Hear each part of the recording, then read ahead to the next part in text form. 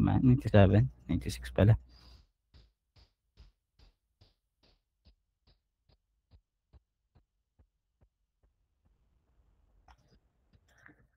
Si anong mokong na nag-label ng ganito? Okay. A. Novigay Santillan. Kung nandito ka man po, hopefully nakikinig ka ngayon, or naririnig mo ako, hindi po tayo pwede mag-label na ganito. Okay? We have to have a natural edges. Okay?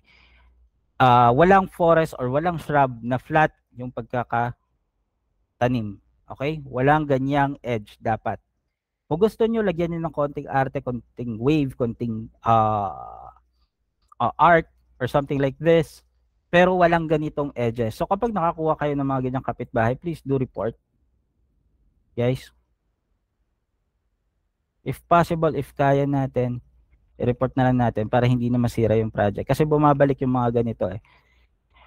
So for this tab, for this map, okay, anong dapat gawin dito?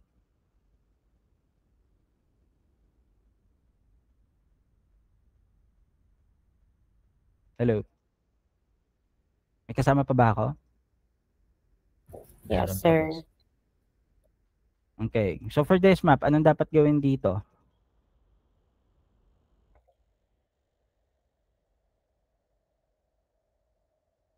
Sabihin na lang natin for this area right here. Anong dapat ayusin? Merge to forest. Okay, we have to merge for forest kasi we have to have a consistency nga, 'di ba? Consistency dapat magkakapareho at saka hindi uneven. Okay? So kagaya nito, for example, for this area right here, like I said, pareho lang din naman sila ng mga forest sa paligid. Hindi po siya shrub kahit sabihin natin mas maliit po siya kasi may height din naman siya eh, may texture. Yung mga shrub, pwede natin sabihin this area, saka etong area na to which is mas mababa compared sa forest, yan pwede natin sabihin shrub. But this area, as you can see, pareho lang sila ng mga forest, okay? Or mga puno. So yung gagawin na natin sa area na yan is to merge para maging consistent.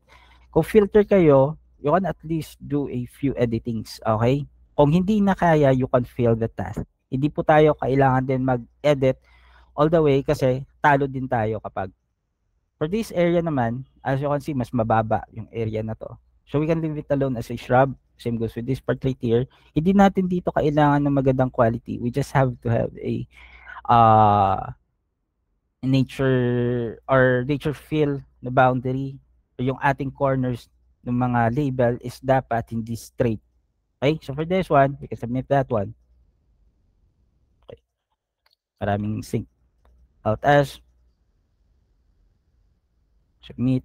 Huwag kayong masyadong mag-edit din sa boundaries, guys. Okay? Huwag kayong masyadong mag-edit sa boundary. Kasi kapag gumalaw kayo sa boundary nang hindi naman kinakailangan, magkakaroon ng problema yung kapitbahay natin and then eventually hindi natin masasubmit yung map. So ito, kapag ganito yung itsura ng mapa, yung may mga kasama tayo dito, which is dinadagdagan lang ng maliit dito na shrub and then hinahayaan na pinapasa yung mapa. Guys, tigilan na po natin yung mga ganyang way. Okay? Kasi lahat tayo mapapahamak kapag ganito, pag nakita nyo ganito, i-report nyo na lang din yung kapitbahay. Kasi as we all know, this is a farmland. Okay? Fruit-bearing trees yan, or mga crops yan. So, hindi natin pwedeng i-label as shrub yan. Okay? So, for this one, we have to report that. Delete, and then submit report. Alt S, and then resubmit our map. Kung mga ganito, okay lang naman siguro mag-edit, di ba? Madali lang din naman mag-delete. Alt S. Alt S before you submit. Meron tayo ditong boundary. Magkakaroon din tayo ng issue dyan mamaya. So, edit na lang natin. Merge. I-label na lang natin.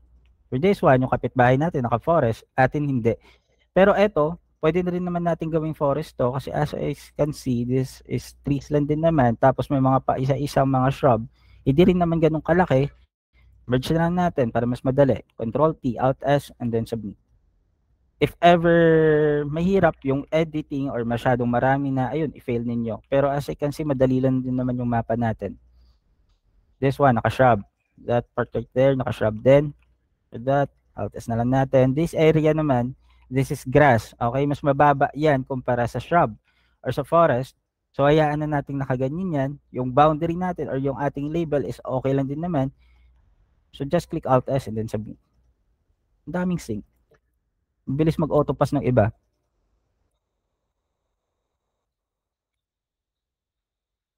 Alt S, Control T, boundary error forest. Okay. So, yung kapitbahay natin naka-shrub. Maliit lang din naman yung area. Pero, okay, maliit lang din naman yung area. So, if ever na ganyan kaliit lang din naman yung area, sakyan na lang natin. Di rin naman problema yan. Alt S, Control T, and then submit.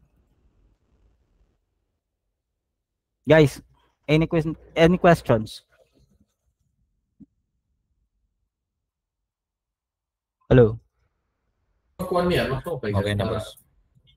If ever may tanong pa kayo about sa kung ano yung pinagkaiba ng shrub sa forest, please do check na lang po yung ating link. Okay?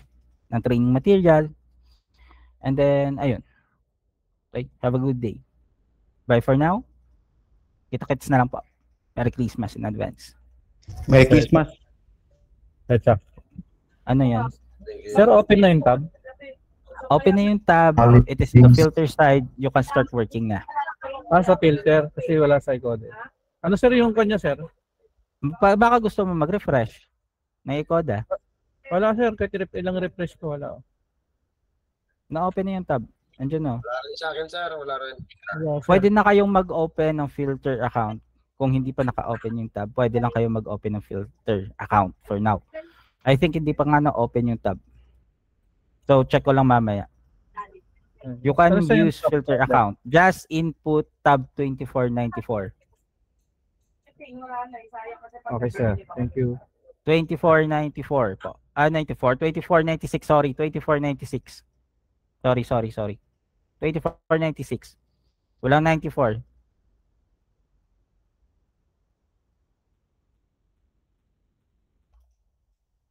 $24.96. Sige na, out na kayo guys. Magtrabaho tayo. And then, check ko lang yung tab.